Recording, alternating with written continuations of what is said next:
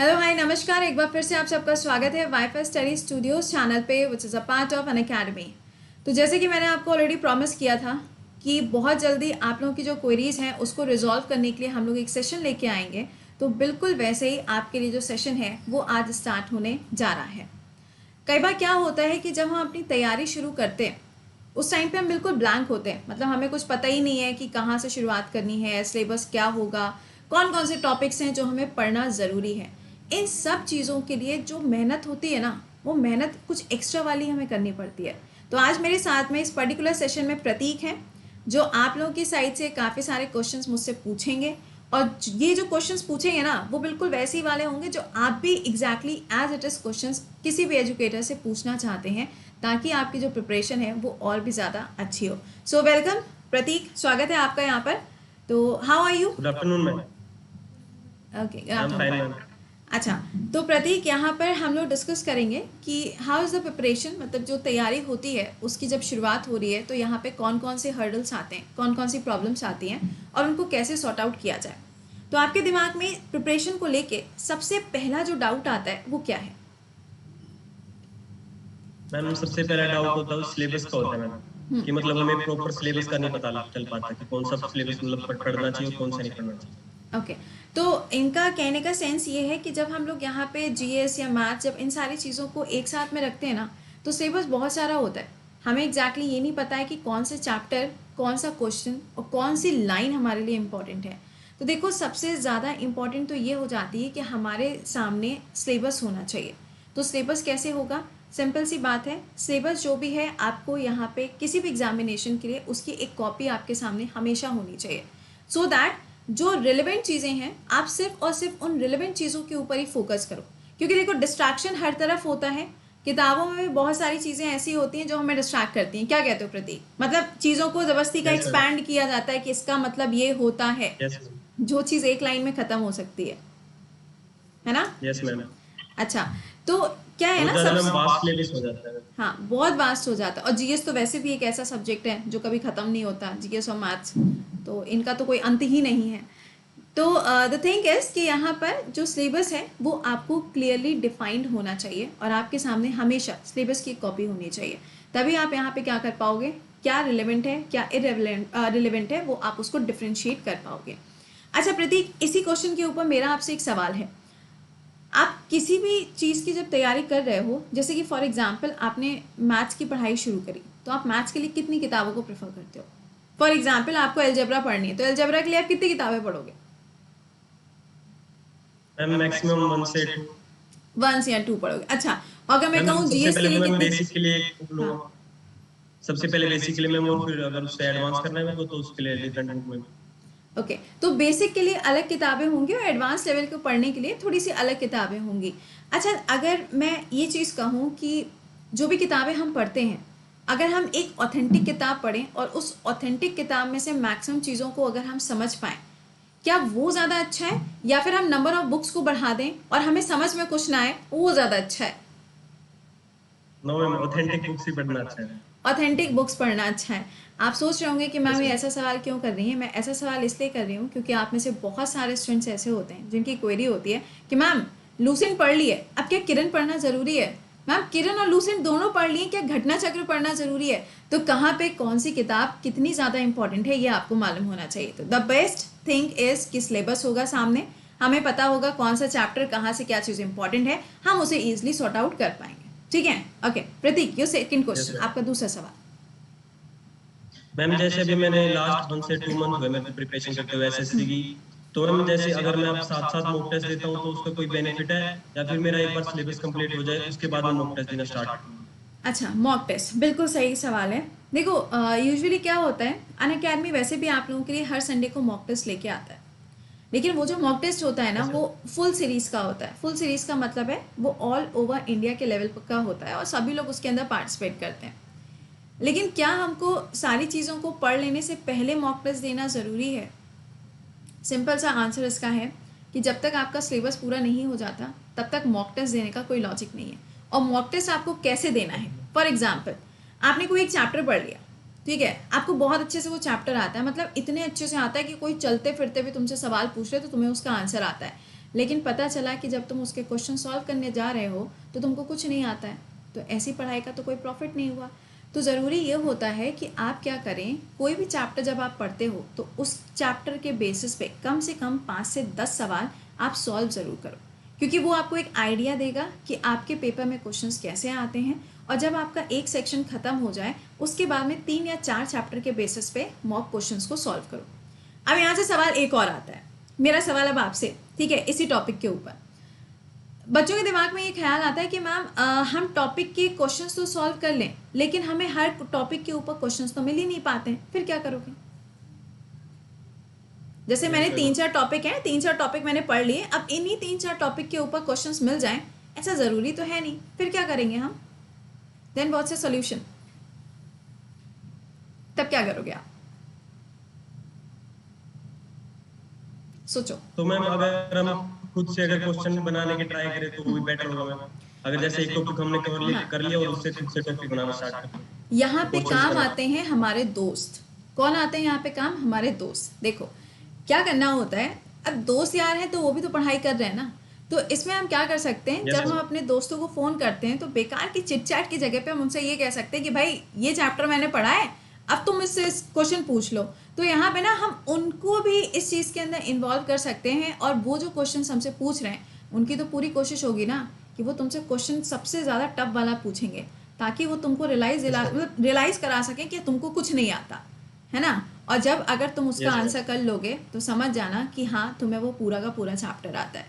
तो हमेशा कोशिश करो कि जब भी आप कोई चैप्टर पढ़ रहे हो उसके बेसिस पे कम से कम 10 सवाल तो सॉल्व ज़रूर करो। हाँ, एक बार से आपका सिलेबस पूरा हो जाए, या आप सपोज करो 80 to 90% आपने पढ़ लिया है, तो उसके बाद में मॉक टेस्ट आप दे सकते हो। वो इजी चीज़ होती है और बहुत सही भी होता है फॉर अ रिविजन, ठीक है? ओके, या नेक्स्ट क्वेश्चन।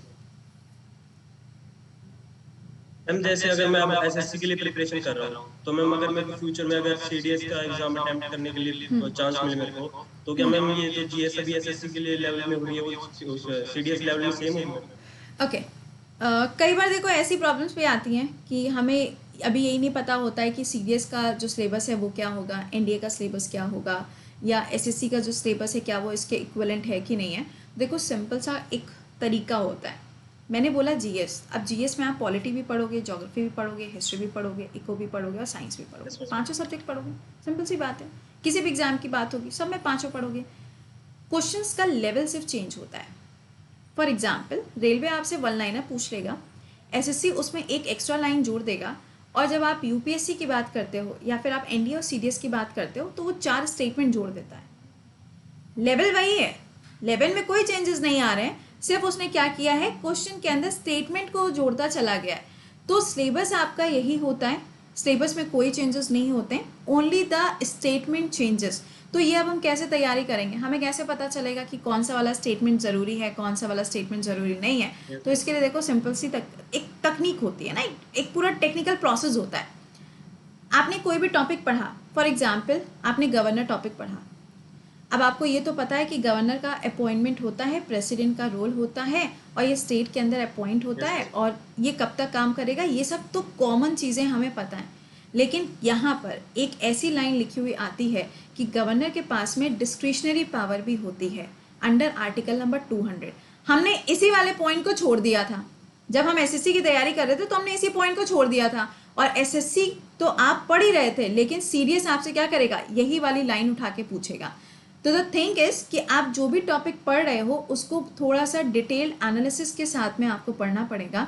बाकी क्वेश्चंस के अंदर कोई चेंजेस नहीं होते हैं, क्वेश्चन आपका एज इट इज़ होगा। एग्जामिनेशन का लेवल जो है वो थोड़ा सा चेंज हो जाता है, क्योंकि सीडीएस और एनडीए थोड़ा सा अप लेवल पर आ जाता है, ठीक है। बाकी कोई चेंजेस नहीं, थोड़ा सा डीप स्टडी आपको चाहिए होती है किसी भी सब्जेक्ट की जब आप यहाँ पे एनडीए सीडीएस की बात करेंगे, ठीक है। तो यू कैन डेफिनेटली अपीयर, अगर आप अपीयर होना चाहते हो तो आप डेफिनेटली अपीयर हो सकते हो। हाँ जी, नेक्स्ट क्वेश्चन।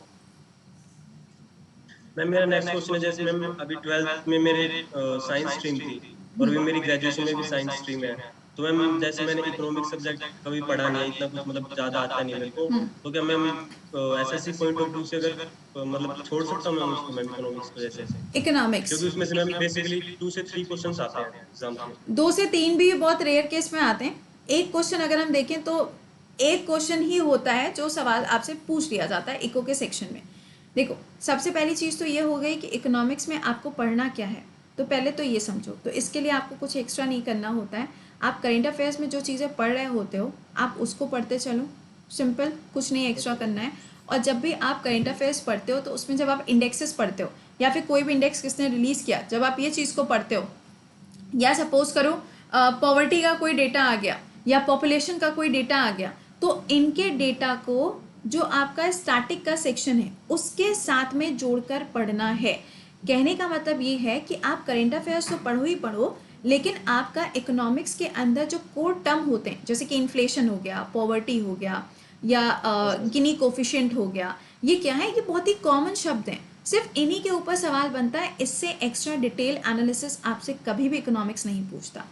तो इकोनॉमिक्स के लिए ऐसा बिल्कुल भी नहीं है कि आपको क्या करना है, पूरी पूरी लूसेंट पढ़नी है, पूरी पूरी किरण पढ़नी है, बिल्कुल भी नहीं है। आप प्रीवियस ईयर पेपर उठा के देखो, और प्रीवियस ईयर पेपर अगर आप नहीं भी देख पाते हो तो अनअकैडमी पे स्पेशल क्लासेस चलती रहती हैं, आप स्पेशल क्लासेस देखो, वहाँ पे आपको प्रीवियस ईयर पेपर मिलेंगे और आप खुद ही समझ सकोगे कि हाँ इको में हमें क्या पढ़ना है। तो for the eco just focus on what, current affairs, और जो आपके कोर टर्म होते हैं, जो शब्द होते हैं जो नॉर्मल लाइफ में हम इस्तेमाल करते हैं, आप सिर्फ उन शब्दों के ऊपर फोकस करिए। दैट इज लिमिट, इससे ज्यादा आपसे पेपर में नहीं पूछा जाएगा। ओके, ये लास्ट क्वेश्चन। Yes ma'am.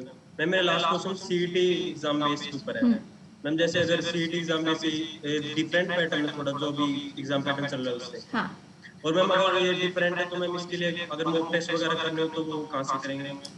अच्छा, सीईटी, देखिए सीईटी का ये था कि जब लास्ट एजुकेशन पॉलिसी आई थी तो उस टाइम पे इन्होंने बोला था कि सितंबर 2021 से सीईटी के बेसिस पे क्वेश्चंस को या फिर सीईटी के बेसिस पे पेपर्स को कंडक्ट किया जाएगा। लेकिन अभी आप देख रहे हो कि ऐसी कोई सिचुएशन है नहीं, ऐसा कुछ अभी तक नोटिफिकेशन आया नहीं है सीईटी के लिए। तो आप ये मान के चलो, जब भी सीईटी के बेसिस पे कुछ भी आएगा तो वहाँ पे जो आपका सिलेबस है वो तीनों एग्जाम्स के लिए कॉमन हो जाएगा, है ना। तो अब तीनों एग्जाम के लिए कॉमन अगर सिलेबस हो जाता है तो फिर उसके लिए हमें क्या कुछ एक्स्ट्रा पढ़ना है? नहीं पढ़ना है हमें एक्स्ट्रा, क्योंकि हम तो पहले से ही पढ़ रहे हैं, सिर्फ उसके ऊपर एक टैग ही तो बदला है, उन्होंने सीईटी लिख दिया है। क्या करेंगे अब वो? रेलवे, बैंकिंग एंड एसएससी, तीनों के पेपर जो है वो सेम होंगे, लेकिन क्वेश्चन थोड़ी ना चेंज होने जा रहा है, सिलेबस तो वही है, सिलेबस में कोई चेंजेस नहीं हुए हैं। तो आप क्या कर सकते हो, सीईटी के लिए भी आप अगर मॉक टेस्ट देना चाहते हो तो मॉक टेस्ट तो आपको बहुत सारे ऑफर्स मिलते रहते हैं, आप कोई भी मॉक टेस्ट हो, लेकिन अलग से कोई किताब खरीद के मॉक टेस्ट देने का कोई लॉजिक नहीं है। आपको संडेज में टेस्ट सीरीज मिलती हैं, आप टेस्ट सीरीज को सॉल्व करिए, क्योंकि question level will be the same. अगर आपसे पूछा है किसी चीज़ का हेडक्वार्टर, तो वही हेडक्वार्टर आपके सीईटी के अंदर लिख कर आएगा। ऐसा नहीं है कि एसएससी ने पहले हेडक्वार्टर पूछा था डब्ल्यूटीओ का तो सीईटी में आके वो बदल जाएगा, नहीं बदलेगा, नहीं, वो सेम है, उसमें कुछ भी चेंजेस नहीं हो रहे हैं। आपने जो पढ़ा है वही आपको पढ़ना है, नथिंग एक्स्ट्रा, ठीक है। तो बस यहाँ पे क्या करना है, आपको चीज़ों को अपने दिमाग में बहुत ही बेहतर तरीके से बैठा लो कि कुछ भी चीज़ें जो हैं वो इम्पॉसिबल नहीं है। क्योंकि जब तक हम ये सोचते हैं ना, अरे यार ये तो ऐसा हो गया है, अब ये आएगा तो फिर मैं कैसे करूँगा, ये वाले जब थॉट हमारे दिमाग में आने लगते हैं ना, तो वो कहीं ना कहीं हमें बहुत ज़्यादा क्रिटिकल सिचुएशन में लेके चले जाते हैं। तो बस अपने आप को थोड़ा सा पॉजिटिव रखिए, जो भी चीज़ें आप पढ़ रहे हैं उस पर यकीन रखिए कि हाँ आप वो चीज़ें सही पढ़ रहे हैं, ऑथेंटिक चीज़ों को पढ़ें। कभी भी अगर आपको निगेटिविटी फील होती है, कभी भी आपको डीमोटिवेशन फील होता है, तो कुछ अच्छी चीज़ें पढ़ें, कुछ अच्छी चीज़ें देखें और हमेशा इंस्पायर्ड रहें, ठीक है। दूसरों से नहीं, खुद से, कि पिछली बार मैंने इतना स्कोर किया था तो इस बार मेरा जो पूरा टारगेट है वो कितना है, 100 में से कितने लेके आना है, 90 लेके आना है। तो जब तक आप ये सब चीज़ें नहीं करोगे तब तक चीज़ें मुश्किल हैं, लेकिन एक बार से अगर ये चीज़ें होना स्टार्ट हो जाएंगी तो things will be very easy, बहुत आसान हो जाएगा। ओके, तो आई होप कि प्रतीक आपके सारे क्वेश्चंस का आंसर मिल गया होगा। Thank you. और बाकी जो स्टूडेंट्स हैं जो इस सेशन को देख रहे हैं उनको भी अगर कोई ऐसे डाउट्स रहे होंगे तो उनको भी यहाँ पे सोल्यूशन मिल गया होगा। तो नेक्स्ट वाले सेशन में आपकी मुलाकात किसी और से होगी, कुछ नए सवालों के साथ में, बट ये पर्टिकुलर सेशन हम लोग यहीं पर एंड करेंगे। And thank you so much Prateek यहाँ पे ज्वाइन करने के लिए और अपना जो बिजी शेड्यूल रहता है पढ़ाई का उसमें से समय निकालने के लिए, thank you so much. Thank you. चलिए, अच्छा, तो मिलते हैं आप लोगों से फिर अगले इसी तरीके के सेशन में। टिल देन खुश रहिए, मुस्कुराते रहिए, bye bye and take care.